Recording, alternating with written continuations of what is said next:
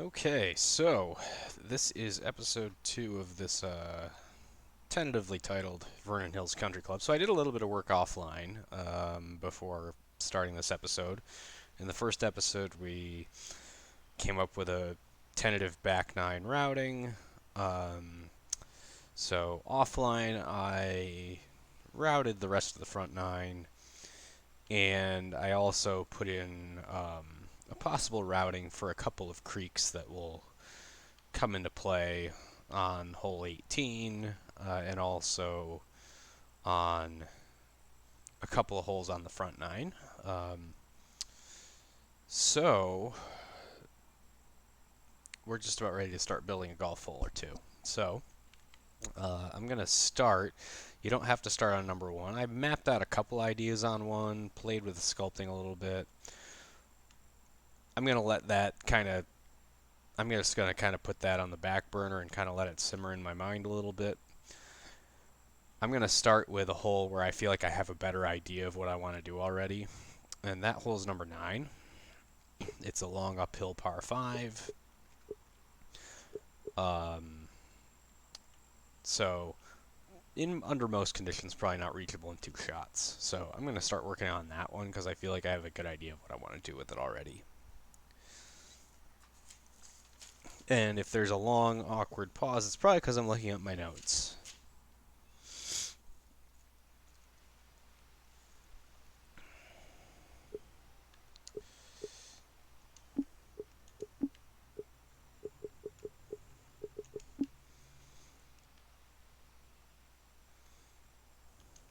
So it's a long par 5. I'm probably going to go with a pretty small green here. Somewhere in the neighborhood of, 20 by 20 or a little bit more.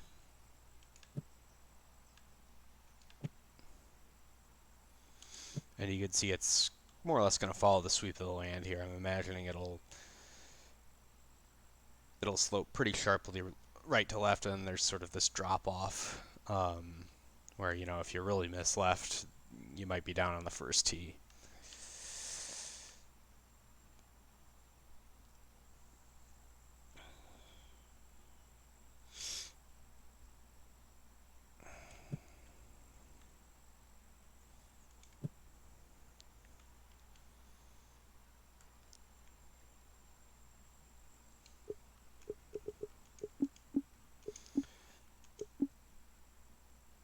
And I pretty much always design every hole I design backwards. I more or less design from the green back to the tee.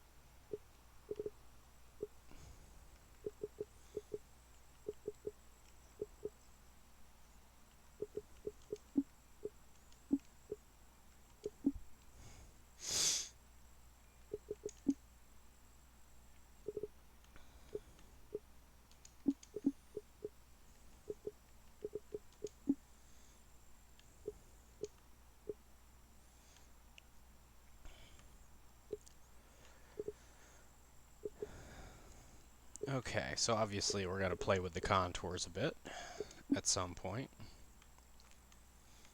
But let's just kind of get the overall shape of our hole. So I'm envisioning kind of some hazard threatening the tee shot. So one thing I like to do before I lay anything out is I'll just hit a tee shot just to see how far a good drive carries without any real wind. That was a fast, so that's a little further. Alright, 273, so probably about somewhere in the 270 range.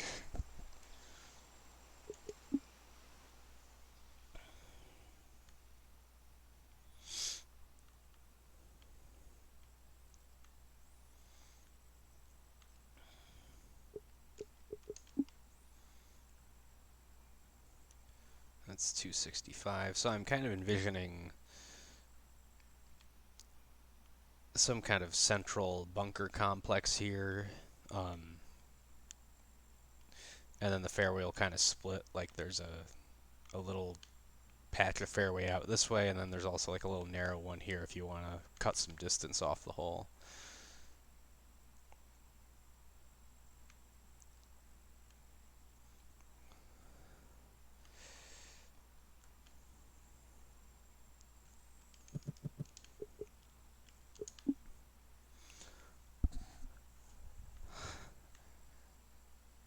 Hey Adam.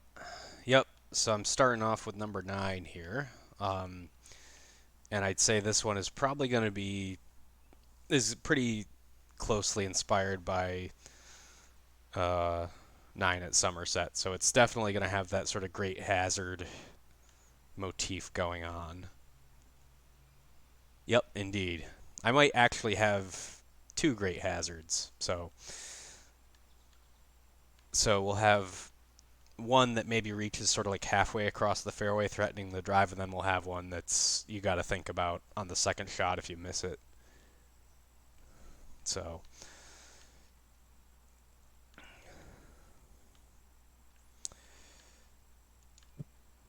right, so maybe we have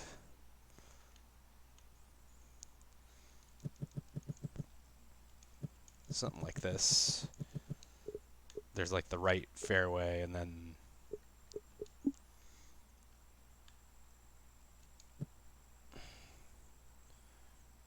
there's also sort of a left fairway.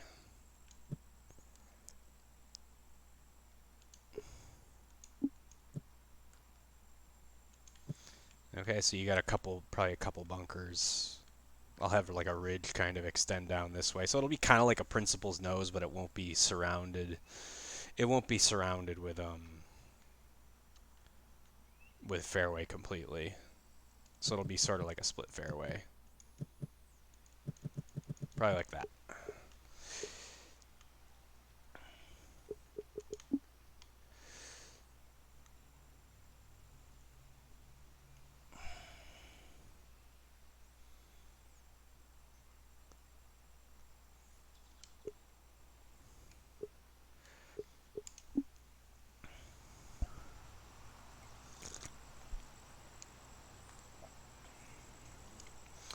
And then what I want to get a feel for here is how far can you hit 2 shots?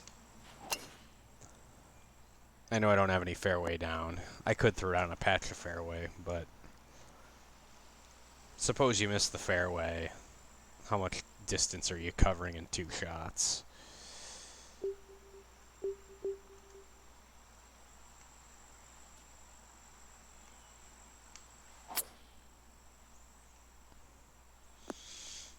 Oh, that was bad.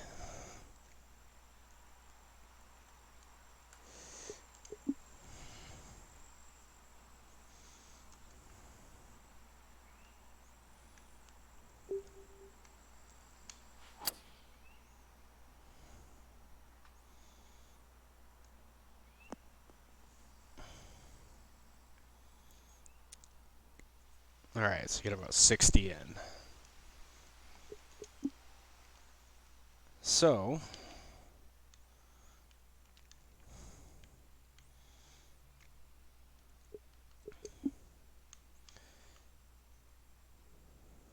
$60 yards from the green. Alright, and I'm going to kind of angle it.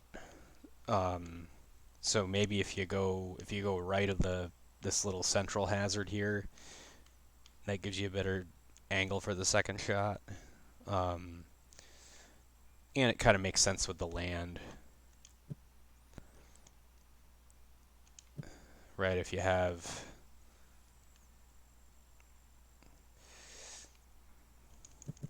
this will kind of be our great hazard area.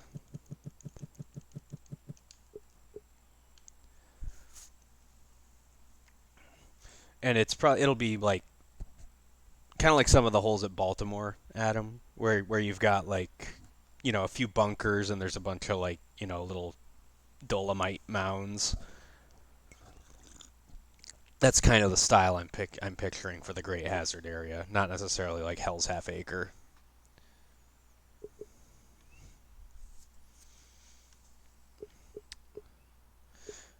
Oh, it's just the light rough. Just the light rough I have on. I didn't really bother turning it off. I will when I actually lay the hole out. There's no auto gen fairway though. Yeah, we'll see how it goes. I've never done a course like this, so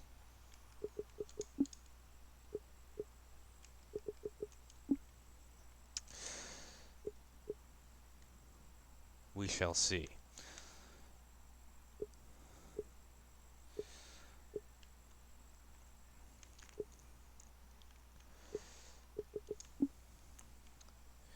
So if you can't clear the Great Hazard, then you'll probably have to you'll have to be, you'll have to leave yourself probably a full pitching wedge into the green.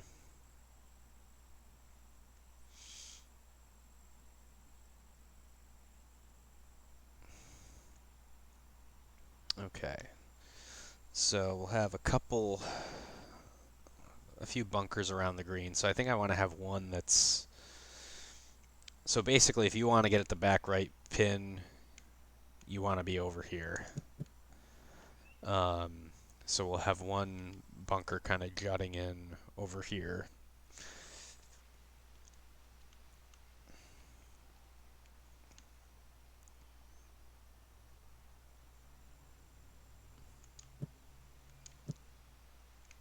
And then we'll have this will just be kind of like a steep fall off.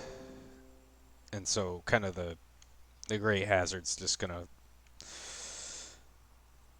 more or less feed into a few, like some green side bunkers, I think.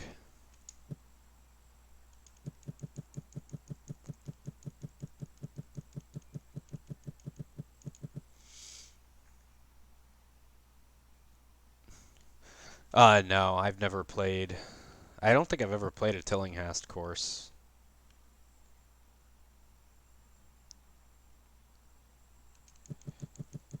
I've seen Winged Foot in person, both the East and the West course. When they played the US, I went when they played the US Amateur there in '04. So those greens are pretty sick.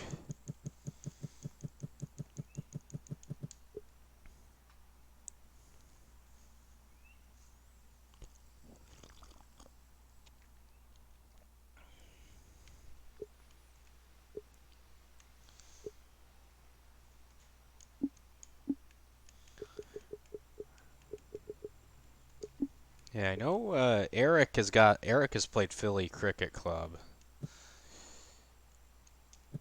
I'd definitely love to jump at the chance to play that. I've also I've been to Baltusrol as well. I went when the PGA was last there. But, that's that's basically a Robert Trent Jones Sr. course at this point, or slash Reese Jones course at this point.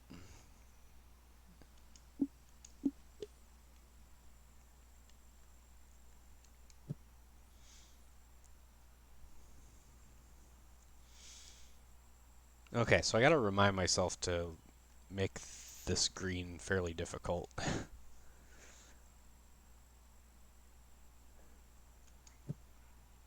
Yeah, I think Reese is kind of the consulting architect at Baltusrol, unless they've moved on to somebody else.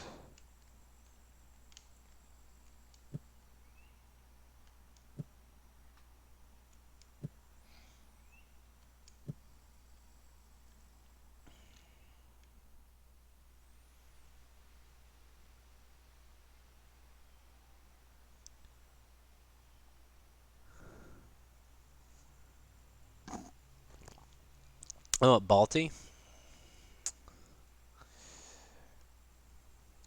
That's cool. I mean, I feel like it's kind of the thing to do these days. You're not keeping up with the times if you're not restoring your course.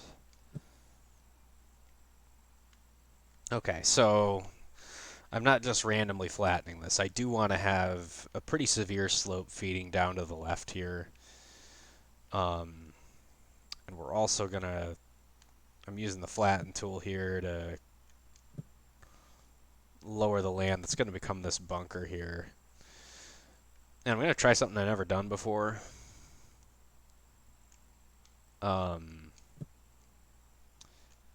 With these bunkers, I think I'm going to try to go for like the full-on flat bottom look. They won't necessarily be like geometric shapes like Joe's, but I do kind of want to get them pretty flat on the bottom. So maybe we'll have... So obviously, you know, there's going to be a pin here that's just tucked behind the bunkers, but you got the slope kind of helping you down there. And yeah, as you can see, I pay a lot of attention to my greens. I'll do lots of sculpting on the green before I even lay out my fairway. That's just something I do.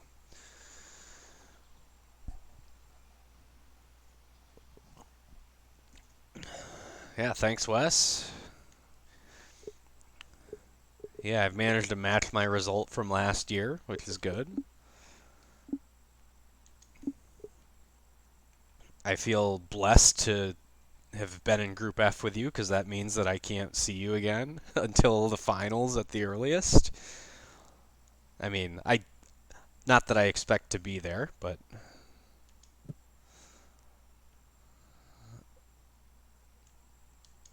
I'm glad I don't have to face you in this round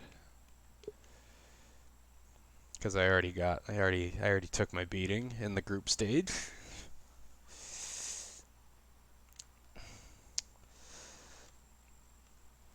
Okay.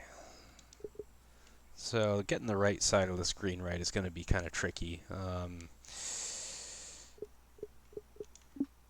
definitely going to have a pin back there. I don't know how much of like a tier effect I want to have here, but this is definitely probably going to be like the hardest pin on the green. Maybe this one, because I think we'll have this middle pin kind of right on this precipice. I probably have to, because these greens are going to be 187s, very firm, so even though I want this to be like kind of major championship worthy in terms of difficulty, you're not going to be able to hold a ball on the green if I have it this high up, so we're going to lower that.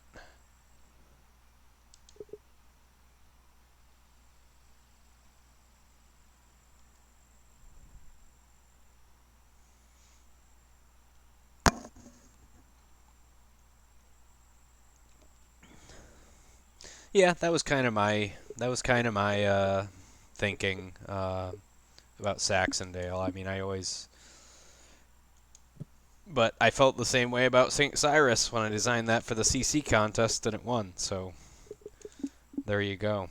Although that one I think had the I was helped by the old Scottish town vibe I had going and the St. Andrew's tribute, whereas Saxondale doesn't really have that sort of environment going for it. So that one's kind of relying more on sort of pure architecture, I think.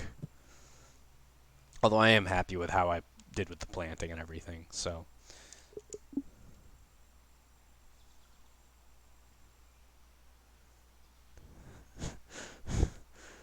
Yes, Vernon Hills. I I may already be trying to workshop new names. Because usually I don't come up with a name until the course is almost done.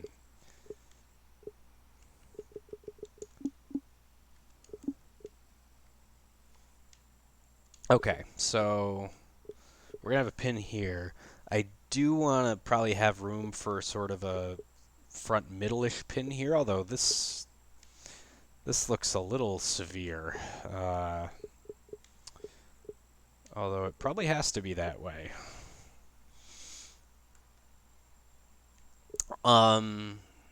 So I guess like I just had this harvest theme going,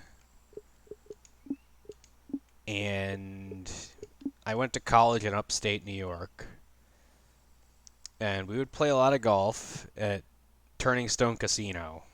Not a lot, but like, a couple times a year. They have like a couple Fazio courses, and they have a Rick Smith course there. Um, and in the fall, it was just gorgeous. The fall foliage up there is amazing. And there was a horse racing track we always passed by called Vernon Downs, and for whatever reason that name stuck with me. Maybe it's because I was studying Somerset Hills and I saw like the racetrack that Tilly incorporated into his routing.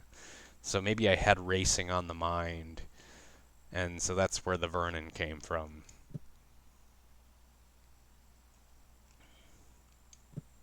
Actually, no, it's only one Fazio course. They have a Rick Smith.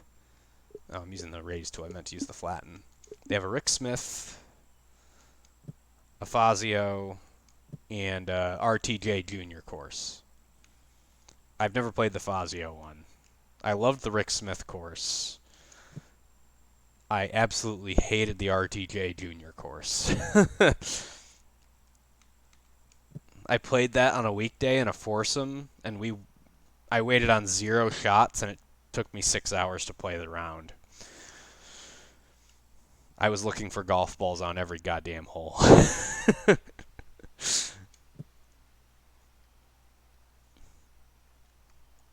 Yeah, Adunyote is the Fazio, and then the Smith course is called Shenandoah, and the junior course is called Kaluyet.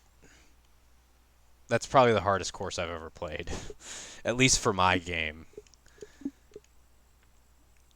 And I've played Pinehurst number 2. All right, so there we've deepened the front bunker there. It's not going to be in view because you're going to have the Great Hazard in front of you, but that looks pretty punishing.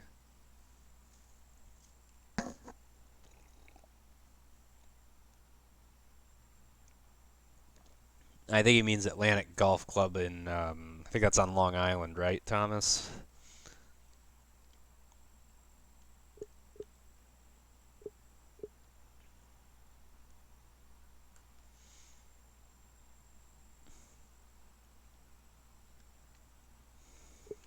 Okay. I'm getting distracted here, just nerding out on architecture here. I should probably be designing a little bit. Okay. So I'll go ahead and put in the bunkers first. So I like to put in my hazards before I put the fairway in. Um,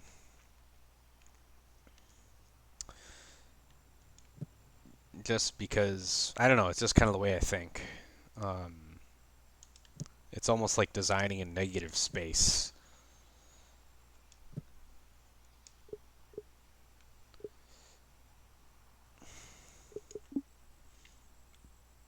So we'll kind of have like this nest of maybe 3 bunkers here. Like maybe a little circular pot here. A slightly elongated one here. And then maybe another one right here.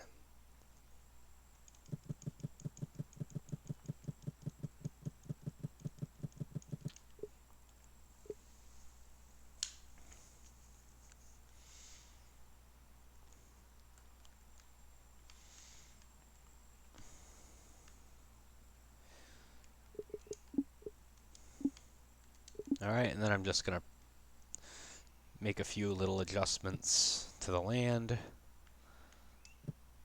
Just anticipating how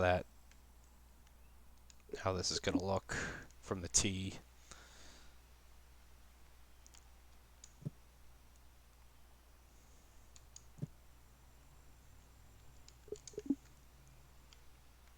Right, so this is going to probably look a little unnatural. It'll look a little engineered, I think.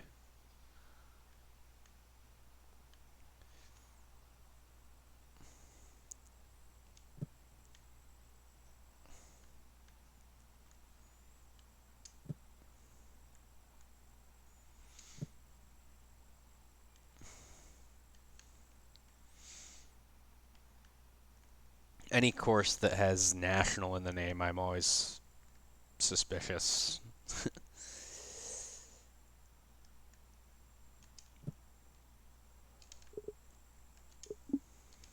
Alright, I'm just going to smooth this out a little bit. Well, yeah, of course. Like, I mean, if it anything with national that was built, you know, after World War II, basically.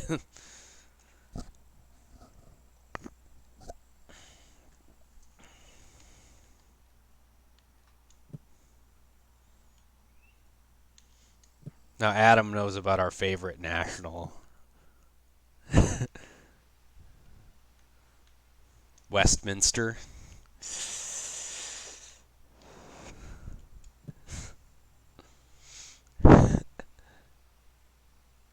Yeah. It's like you know, it's a decent, affordable place to play golf, but it's like, you know, it's this little you know, daily fee. It's not in the greatest shape, and they have national in their name. It's like, oh, you've got a membership. You've got some members that are, you know, live in like San Francisco or something, and fly in to entertain guests or something.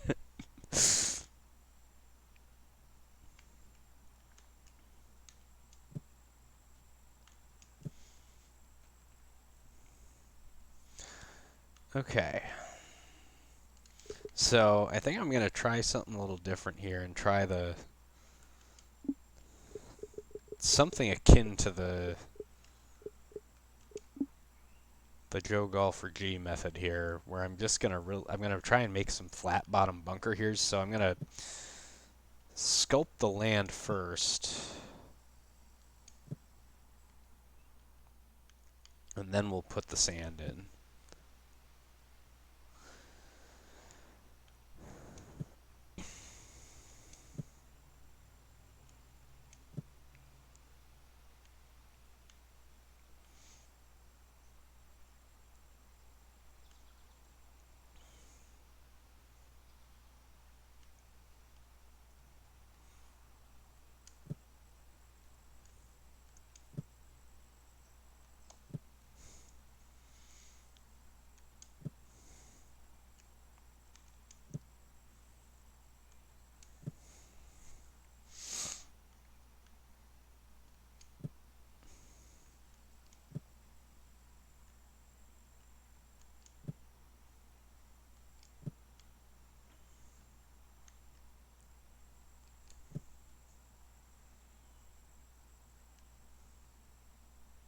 Oh yeah, I remember all the turtlebacks. Although to be fair, Matt's taken me to multiple courses that have turtleback greens. You can tell it's not like intentional. It's just like from years of top dressing the greens. They just get built up above the surrounding land.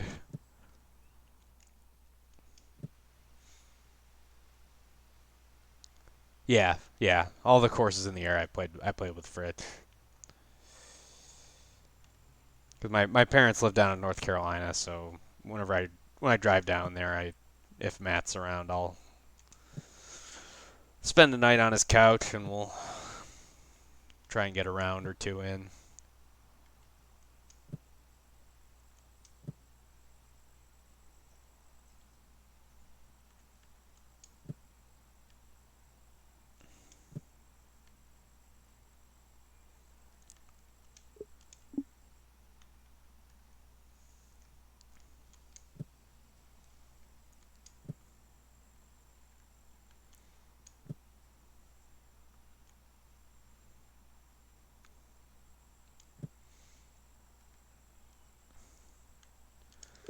Okay, well, we'll see how this turns out.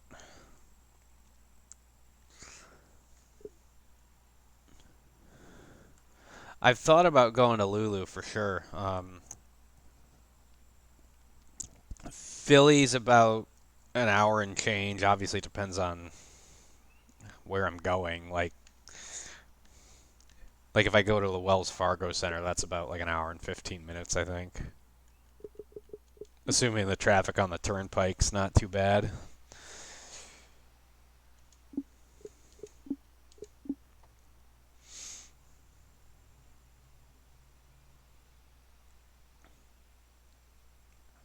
Oh, I don't care. I live in the Lehigh Valley, so I'm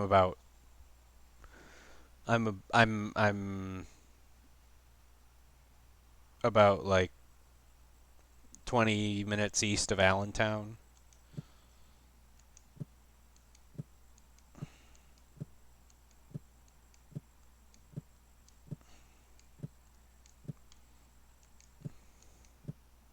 So I play a decent amount of golf in North Jersey as well.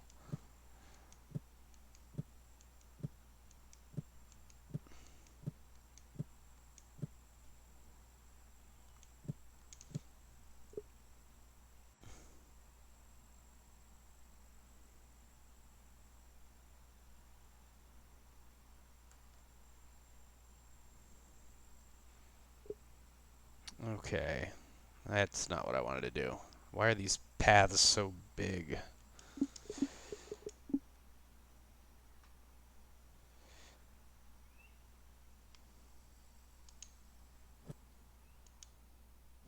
Alright, we're going to delete that. I'm not used to using splines.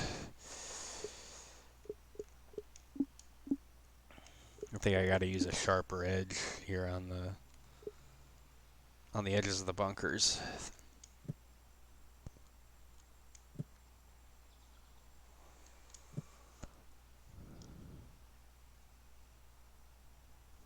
I think he just makes it. Yeah. Oh, so he just uses like a piece of spline for everything, doesn't he? Like he'll just like he doesn't like outline it and then fill it in. He'll just use like every bit of sand is literally a spline, isn't it? Yeah.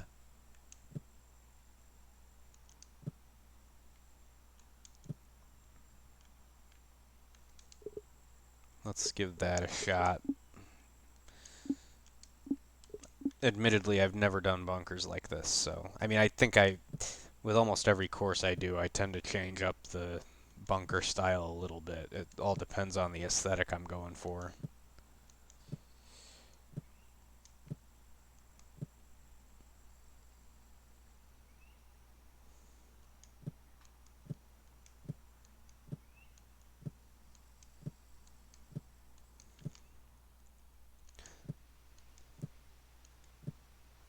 Let's try that.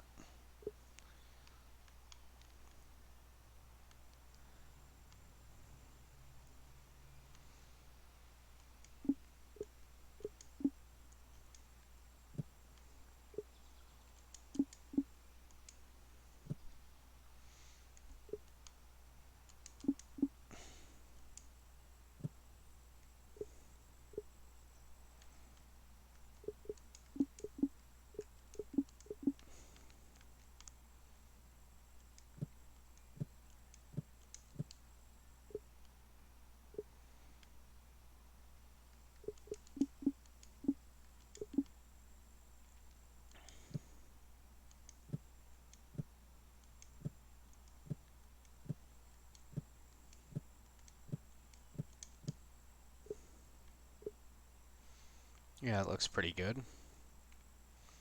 And then I believe he just kind of uses the raise tool sort of in the middle to flatten it out. Although I don't need them like dead flat the way he does them. All right, and then we just got to get this. We'll put one down the middle here.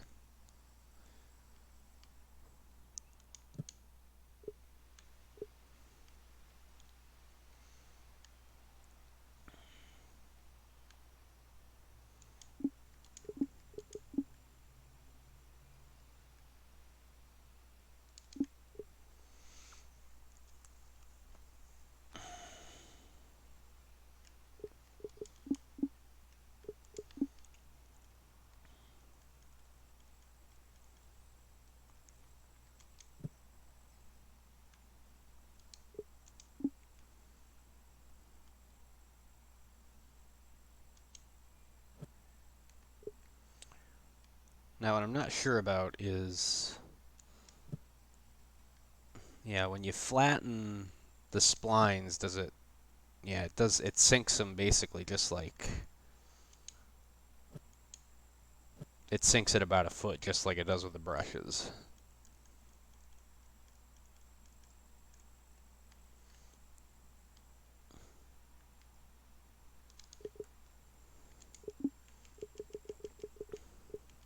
I don't know if I want to use the raise tool here, maybe.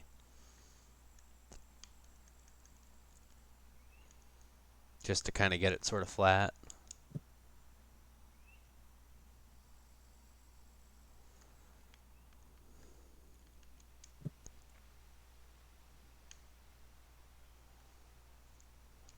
Yeah, I think we want to do flatten.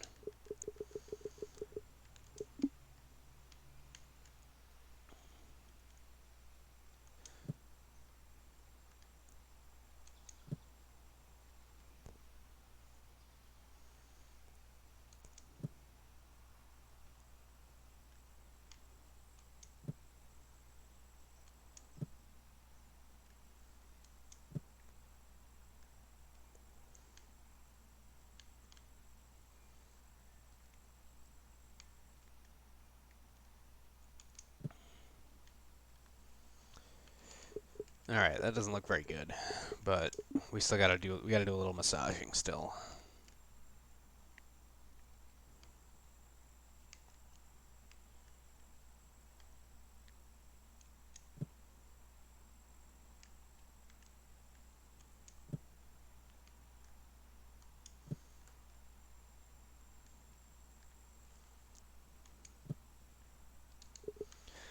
Well, we got a nice little convex bunker there.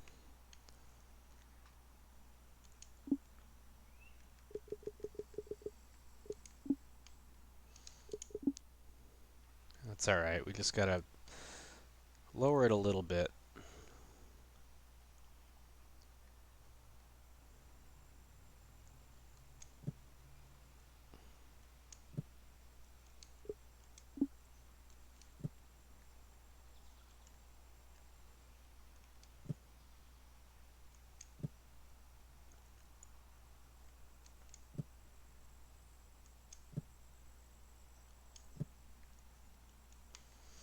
And, you know, this is the first bunker on this course, using a new technique for me, so this one's going to take me way longer than it'll take me to do all the other ones. So I mean, once we get the hang of it,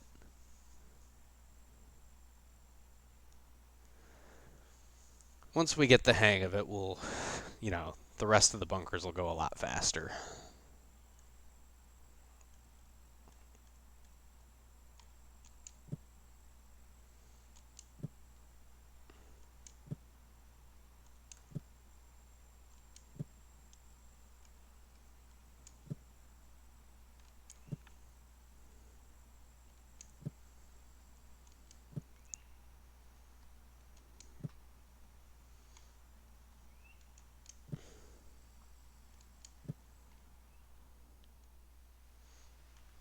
So I think like kind of this part of the bunkers start looking okay. It's this back end that's all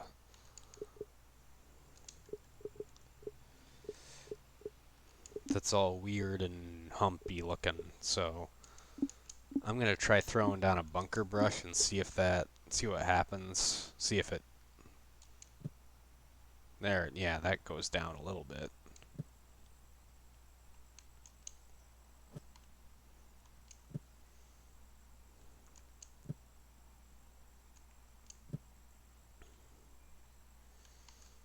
So we get a slight bowl shape. It's not totally flat, but I might be willing to live with that.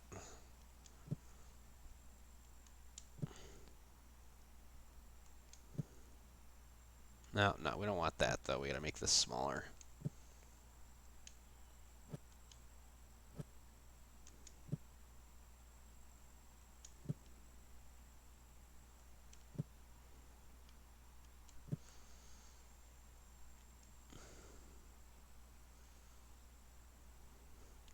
Mm-hmm.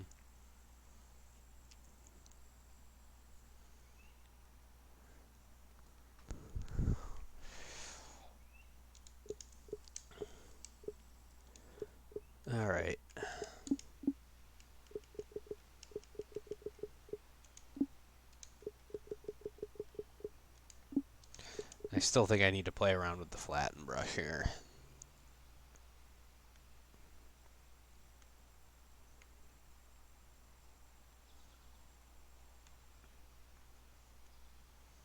I kind of like how the walls are looking though. Just need a few,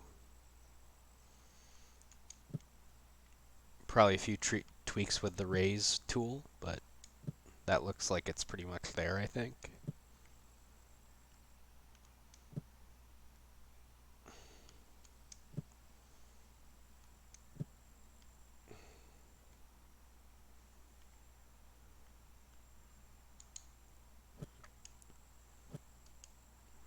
I think that one's a little too, it's getting a little too bathtubby there. I gotta raise it. I need to probably put it to like 9 inches or something like that.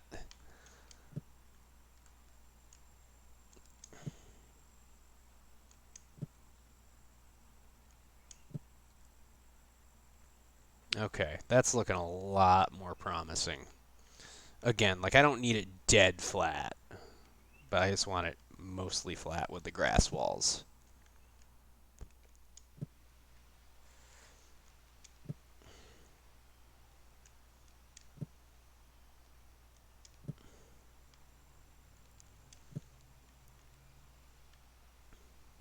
Okay, that looks good. And then we can just raise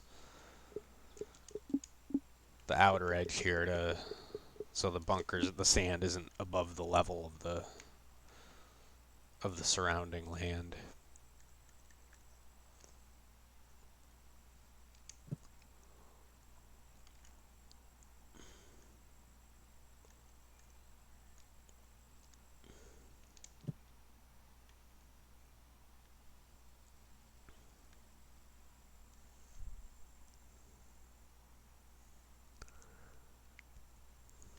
Okay.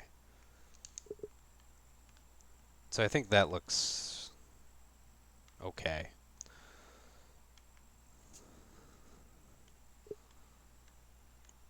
Obviously, the drawback when you do flat bottom bunkers, well, if you want to call it a drawback, is that the you can't really see them from afar, right? Like when you flash the sand up on the lips, but you're relying more on kind of the lips and the shadows for sort of that intimidation factor. So we'll be relying on that as well.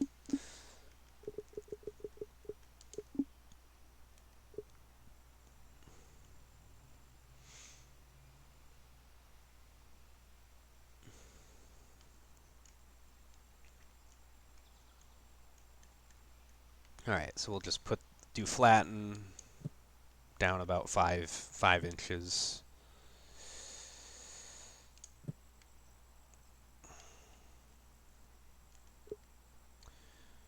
We'll just kind of zero it out.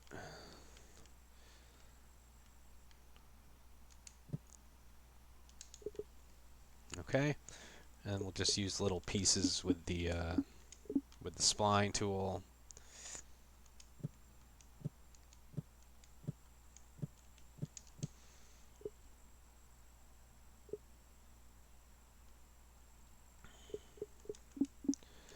Obviously, that doesn't look like very much, but once we give it some neighbors, they'll overlap and the sand will come in.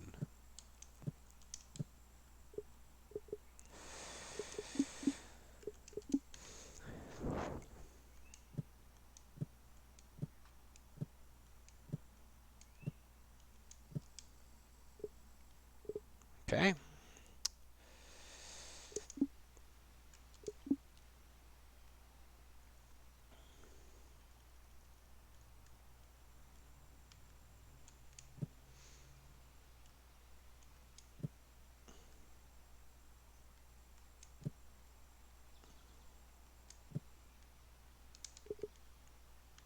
All right, I think that's good and scary. Yeah, that's a one-shot penalty if you go in there.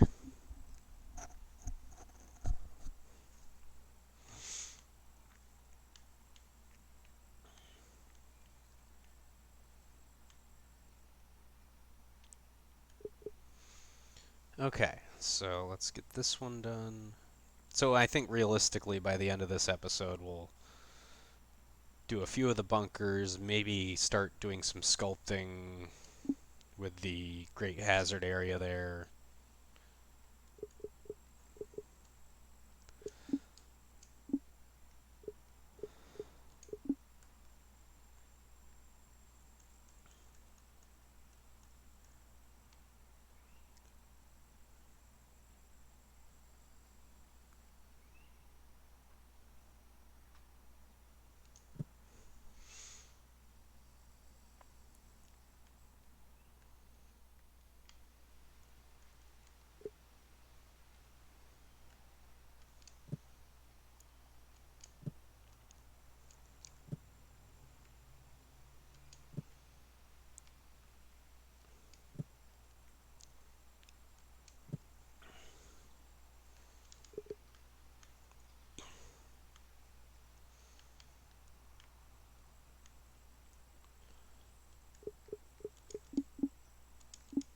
Alright, we'll see how it looks, how this looks.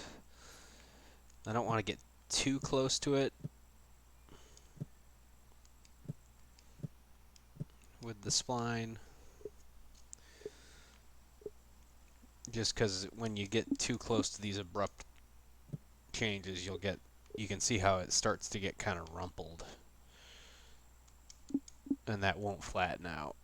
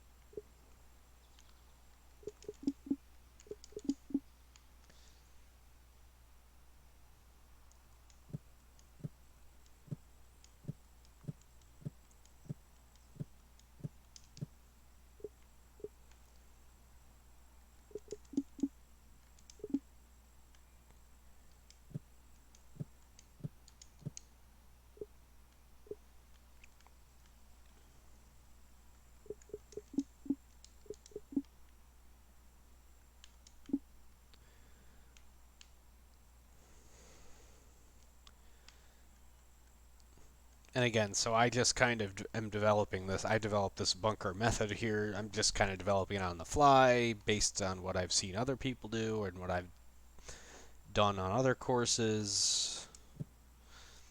I think if you're just starting out, it's good to kind of have one bunker method to use on every bunker that gives you decent results. But as you get more experience and you want your bunkers on different courses not necessarily looking the same, it's good to experiment with different methods and kind of change things up as the situation calls for it. Okay, so this one's a little shallower, but that's fine. Maybe we'll go over one more time.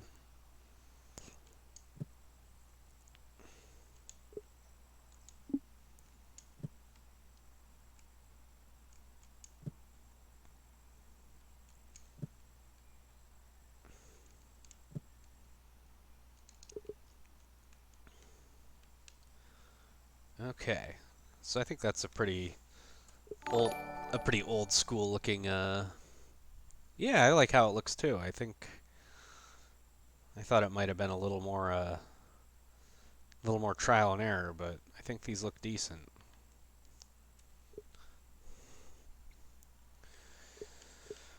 Okay, so I don't think the land around them needs a ton of tweaking, but we'll do a little bit.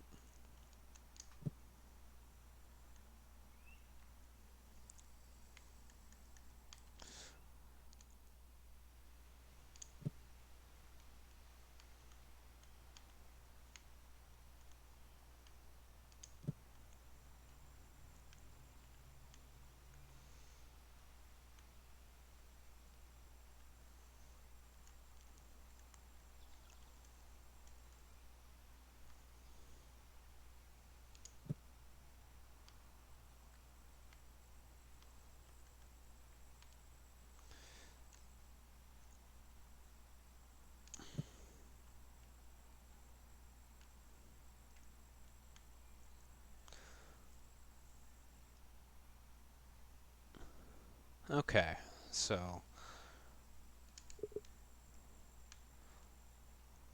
I think we'll let those be. Um, so what do we want to do next? I think I'll rough in a few bunkers here for the sort of our great hazard area. So again, as I was telling Adam a bit, um, oh hey Fusion, thanks for the raid. We'll have kind of like a couple big, you know, a couple bigger ones, like one here, maybe one here, and here, and but there'll be like a bunch of mounds and stuff. Like it'll be pretty unnatural looking. They're pretty clearly man-made.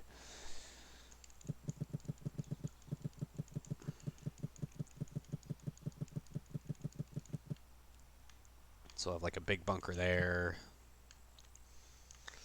And what we'll probably do is we'll lower this hill a little bit because we want this to be a fearsome looking hazard that, you know, that intimidates you on the second shot.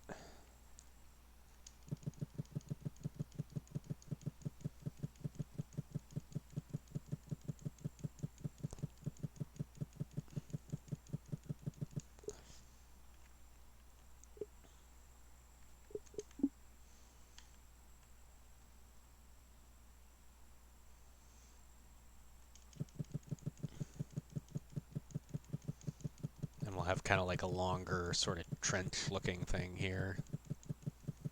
I think that's the cool thing about the early Tilly courses. Is there's like and some of the other earlier architecture, like there's just very different. You get all kinds of different bunkers on the same course, and some of that's because the older the course, the more likely it is that you've got multiple people doing work on it. So that's also another consideration. So they all have different ways they built bunkers back then. Okay, and we'll have a little one here, I think.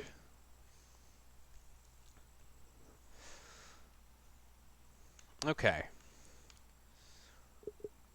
So we've got a green roughed in. Obviously, we're probably going to have to, we'll have to soften these slopes a little bit. Well, or a lot. And then we'll put in these bunkers, but we've kind of worked out, an idea for how we're going to do our bunkers from this course, so that's significant. So, I mean, these three took a while, but we were just kind of finding our legs. So given that we're at the 54-minute mark, I think I will go ahead and end this episode here. And I might have another one out tomorrow or so. I don't really have a regular schedule, so I'll get one out when I get one out. So anyway, great to have you guys along. Adam, thanks for the input. I appreciate it very much. So I'll catch you guys on the next one. Take care.